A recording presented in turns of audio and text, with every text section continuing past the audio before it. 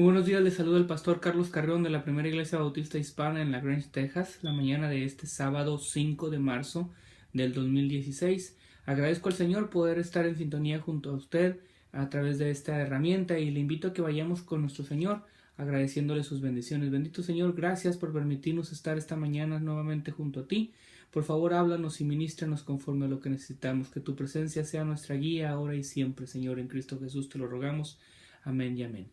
La mañana de este sábado 5 de marzo seguimos en Operación Jesús con Únete al Proyecto de Jesús durante la cuarta semana. Es el día 27 de nuestra semana, de nuestra campaña de Operación Jesús, y seguimos aprendiendo sobre esta maniobra, unirnos al Proyecto de Jesús y la estrategia 30-30. Mire, debemos reflexionar y debemos entender que la oración no es un rezo. La oración no es repetir palabras de otras personas como si fueran una fórmula mágica, como si las palabras en sí tuvieran poder o fueran un conjuro para lograr lo que nosotros queremos obtener. La oración es sintonizar nuestro corazón con el corazón de Dios, es ponernos de acuerdo con Jesús y solicitamos al Padre lo que Jesús anhela para los seres humanos.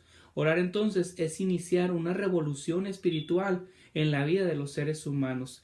Es alinear nuestro corazón a los deseos de Jesucristo. Y Pablo, en la palabra de Dios, nos da algunos ejemplos de intercesión. Vamos a leer uno de ellos y a aprender de lo que Pablo nos dice.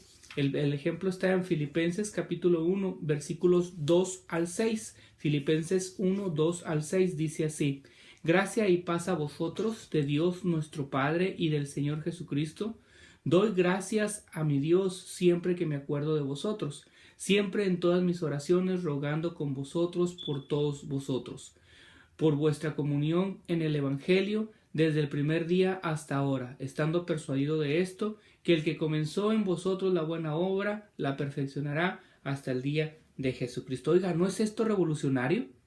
Hombres relacionándose con Dios y cumpliendo su propósito, el propósito que tiene Él para la vida de los seres humanos. Sin duda no hay nada más revolucionario que eso, porque el mundo nos marca una tendencia. Tú eres tu propio Dios, tú marcas tu propio destino, tú eres el que decide lo que es bueno y lo que es malo para ti, y esa es la tendencia para el mundo. Pero ver a hombres tratar de alinear su corazón a los deseos de Dios y unir su voluntad a los planes que Dios tiene para los seres humanos, sin duda es algo revolucionario, porque es romper con lo que la marca general del mundo nos dice que debemos de vivir. Es algo totalmente revolucionario. Pero vamos a analizar la oración de Pablo y vamos a ver qué es lo que conforma la oración de Pablo para nosotros entender el ejemplo de la oración de intercesión. Mire, primero que nada debemos preguntarnos, ¿en qué basaba Pablo su oración?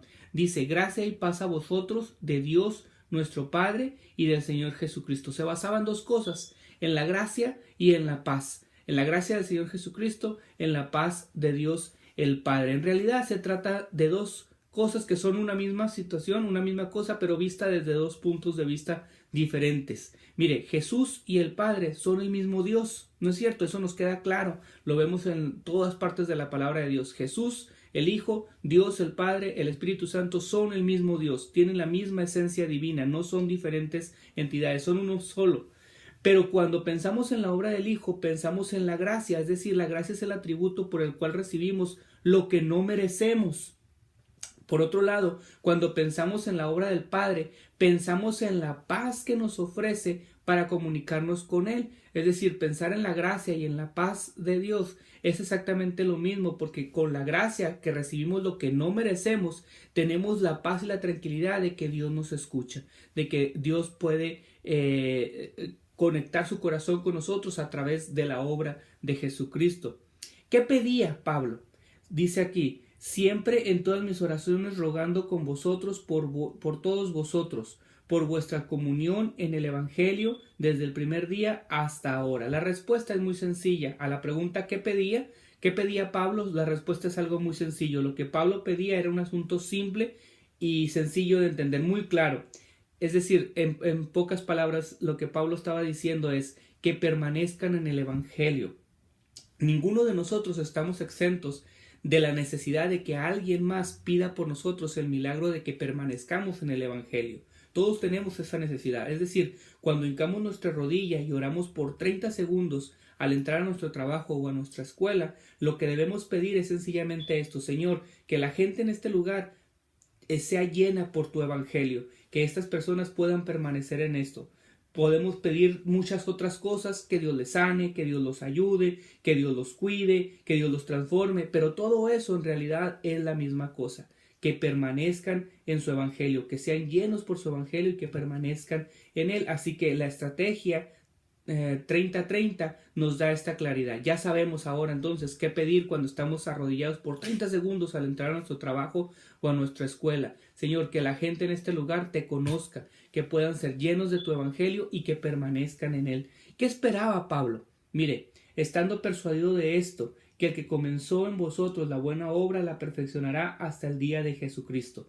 Pablo esperaba que Dios terminara la obra que había comenzado. Cuando oramos a Dios para que bendiga a alguien, en realidad le estamos pidiendo que termine la obra que había comenzado. ¿Y qué cree? Sí la va a terminar, porque Dios termina todo lo que comienza. No le gusta dejar nada inconcluso. Él no deja nada inconcluso.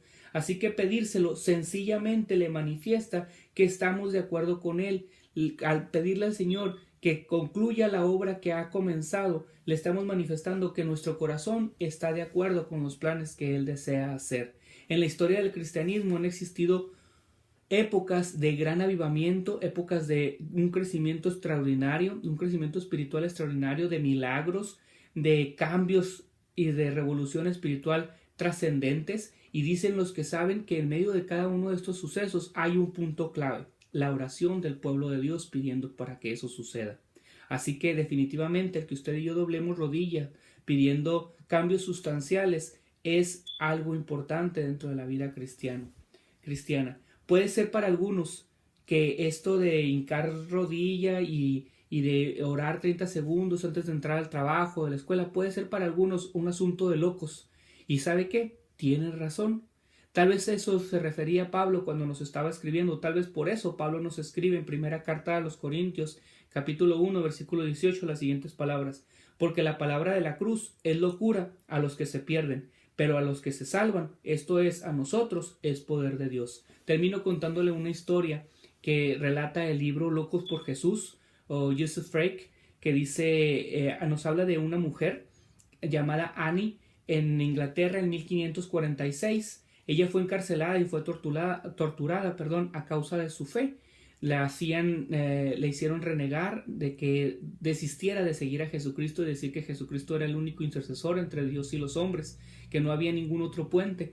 Entonces la torturaban, y cuando estaba en el montículo de la tortura, en el caballo ahí en la mesa de torturas, todos sus huesos fueron sacados de sus coyunturas. El dolor la hizo desmayarse por un tiempo. Cuando volvió en sí, dice el relato, que le predicó a sus verdugos por 2 horas para hablarles de Jesucristo. Aún así fue sentenciada a la hoguera, a morir en la hoguera, y fue llevada en una silla porque a causa de la tortura que había tenido, sus huesos ninguno estaba en posición y no podía moverse, no podía caminar. Cuando estaba a punto de ser llevada a la hoguera, le ofrecieron el perdón del rey, si tan solo renegaba y si tan solo se desistía de lo que había dicho y renegaba de su fe. El rey le otorgaba el perdón, y ella contestó: no he venido hasta aquí para negar a mi Señor y mi Maestro. Murió en medio de la hoguera, pero murió orando por sus verdugos. Oiga, hay quienes tienen temor o vergüenza de dar testimonio de su fe, y gracias a Dios hay quienes no. Hay quienes les da vergüenza decir, o que las demás gentes sepan que son cristianos, que sepan que siguen a Jesucristo. Pero también gracias a Dios por los que no hay, por los que hay que no les da pena, por los muchos también que están dispuestos a hacer locuras por Jesucristo.